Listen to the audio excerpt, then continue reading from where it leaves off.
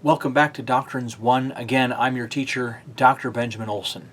In this video, we're going to be looking at the texts and manuscripts of the New Testament and our continued discussion about the transmission of the Bible from its original autographs to the Bible that we have in our hands today. So first and foremost, we need to remember, just like the Old Testament, we do not have any of the original autographs surviving to us. However, unlike the Old Testament, the manuscripts that we have date back almost to the time of the original autographs, some very, very close, potentially even copies of those originals themselves. So let's begin. As we talk about the New Testament as compared to the Old Testament, when we looked at the Old Testament, we looked at a very few surviving, largely intact Old Testament manuscripts that dated very late, particularly the Leningrad Codex of 1000 AD, that's verified by the Dead Sea Scrolls, which date back before the time of Christ. The New Testament, however, we rely instead of very few manuscripts that are very late. Instead, we have literally thousands of manuscripts that date back as early as the 2nd century AD. So to just give you the numbers here on the reliability of the New Testament, the number of manuscripts that we have surviving to us today are 5,800 New Testament manuscripts in Greek. Again, that goes all the way back to the 2nd century AD, all the way up to about 1500 AD, around the time of the invention of the printing press. There are also an additional 10,000 manuscripts that survive for us in Latin, and an additional 9,300 manuscripts that survive in other languages like Slavic, Gothic, Ethiopic, Coptic, and Armenian. Obviously, all of these would be attesting in different languages to the original text. That being said, we have in all of the various languages nearly 25,000 manuscripts of the New Testament. No other ancient document has even close to that. Most ancient documents that are well attested to have maybe dozens of manuscript evidence to their existence, and many times those differ vastly. So let's talk about the different materials that are used and the different types of manuscripts that we have. First, we have the papyri, the papyrus documents that are written on that. We talked about it in an earlier video, the type of material, the papyrus, and those are very, very old. Very close to the original. Most of those are in very small fragments of the New Testament, but attest very, very early to the New Testament text. Then you have what's called the uncials. These are written on a material called vellum, or sometimes called we'll talk about that in a second. The uncials are the earliest manuscripts that we have that are mostly complete. There's only about 362 of these intact today that we have. They're known for that because of the uppercase or large capital letters that are used in writing them. Those are what the original apostles used, were uppercase letters, not the lowercase, what are called minuscules or cursives. The minuscule scripts developed quite a bit later and are sometimes called a cursive hand, but were used by later scribes because they were able to use less space and they were able to write faster and debuted sometime around the 9th century AD. All right, so let's talk about the different manuscripts. We're going to be talking about in a later video the different families of manuscripts that there are, the different families of texts that there are. And so the earliest manuscripts that we have, these uncial manuscripts, so let's talk about the papyri first. The papyri manuscripts date all the way back to the 2nd and 3rd centuries AD. There are 88 known papyri manuscripts that have various portions of the New Testament. In fact, most of the New Testament is attested to on various papyri fragments. The earliest papyri manuscript that we have is called P52, otherwise known as Ryland's text, known for the guy who discovered it. According to the most scholars, the closest copy to an autograph that we have is this Ryland's text, the P52. It dates from around 110 to 125 AD, which makes it sometime around maybe 20, maybe 30 years removed from John's Gospel writing itself, sometime in the 90s AD.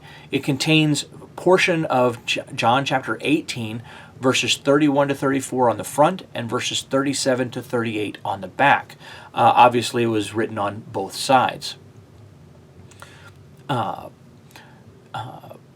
It should be noted that that P52 confirms the traditional belief that the Gospel of John was written before the end of the 1st century. Again, it dates it all the way back to the earliest 2nd century.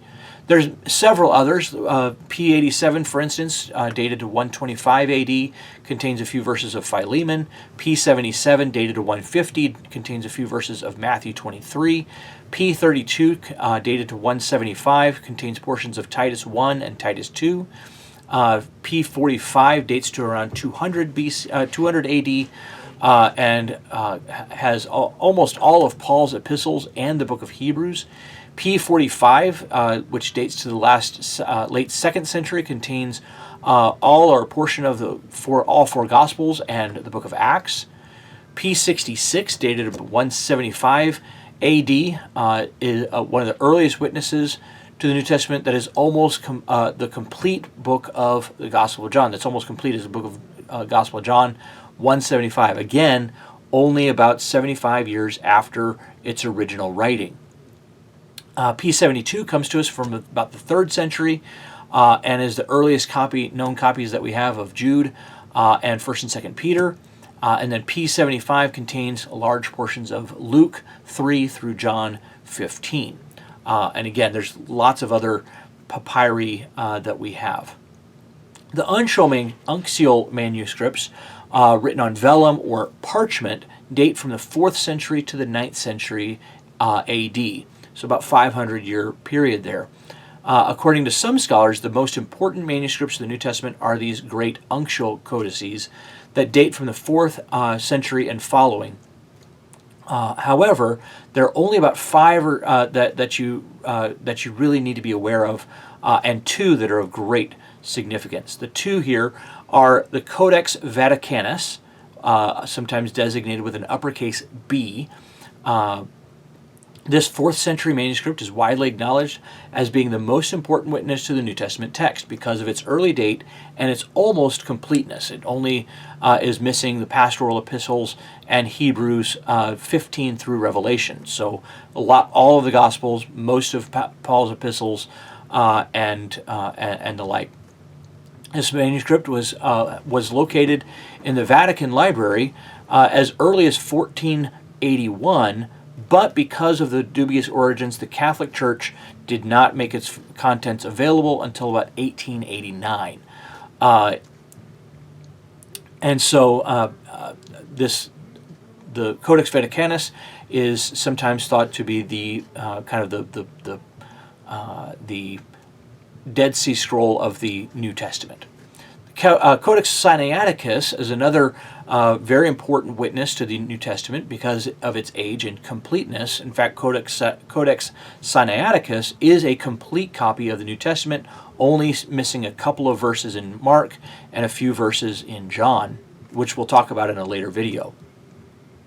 It is known as Codex Sinaiticus because it was discovered by the textual critic Constantine Tischendorf, sometimes called Tischendorf's text, at St. Catherine's Monastery in Mount Sinai. In fact, he discovered it while stumbling across it in a waste paper basket. It was awaiting destruction by fire. You almost wonder how many other manuscripts were destroyed just simply because, hey, this old document just needs to be burned. He discovered it and was probably one of the great discoveries of the New Testament period.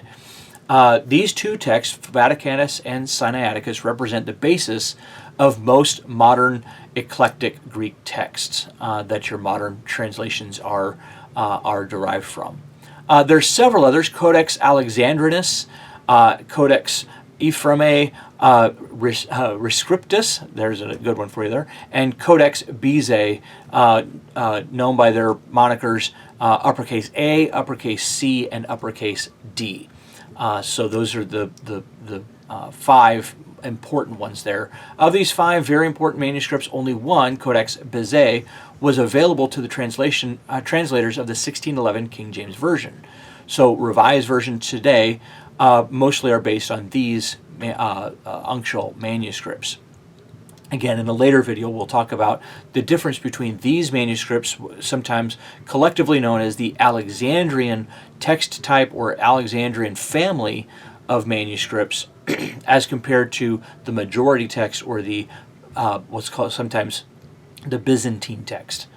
That brings us to the minuscule manuscripts. This obviously is the vast majority of manuscripts that we have today. Obviously, these are much later, 9th century to 15th century. These minuscule manuscripts make up the majority of the New Testament manuscripts. There are 2,795 manuscripts that are in total, plus 1,900 lectionaries in this minuscule manuscript. All right. There's lots of other witnesses to the New Testament. For instance, lectionaries. A lectionary is a manuscript that is arranged in sections for the purpose of being read in a public worship service. Most lectionaries are basically the Gospels, but some include Acts and some of the epistles, mostly Paul's epistles. There's also lots of other versions, translations in other languages. For instance, the Old Syriac. This translation of the New Testament was in circulation in Syria around AD 400. The Old Latin. The Old Latin version was translated about 150 AD and served as the Bible for the Western Church. Some of the Old Latin copies are as old as the celebrated Vaticanus and Sinaiticus. The Old Latin is by far the most important of the Latin versions, since it reaches all the way back very close to the original writings of the New Testament. Then you have the Peshitta, which is the Syriac translation that has been in use since the 5th century. And then, of course, the Latin Vulgate that was translated by Jerome, late 4th century, early 5th century, which then became the standard for the Roman Catholic Church. We also have lots of early Christian writers and church fathers that quoted the New Testament. And so a lot of quotes from the New Testament from early church fathers. Many volumes of literature exist from the era of the early church fathers. Many of their writings are filled with quotations of the New Testament. These men possessed copies of the New Testament which are older than our manuscripts today, and Bruce Metzger states this: so extensive are these citations that if all other sources of our knowledge of the text of the New Testament had been destroyed, they would be sufficient alone in reconstructing practically the entire New Testament. And so we have quotations, we have translations, we have the lectionaries, or the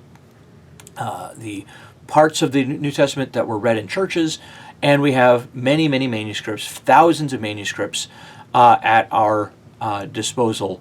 Of all of those manuscripts and all of those lectionaries and all of those quotations, we have nearly 98.5% agreement with all of those texts.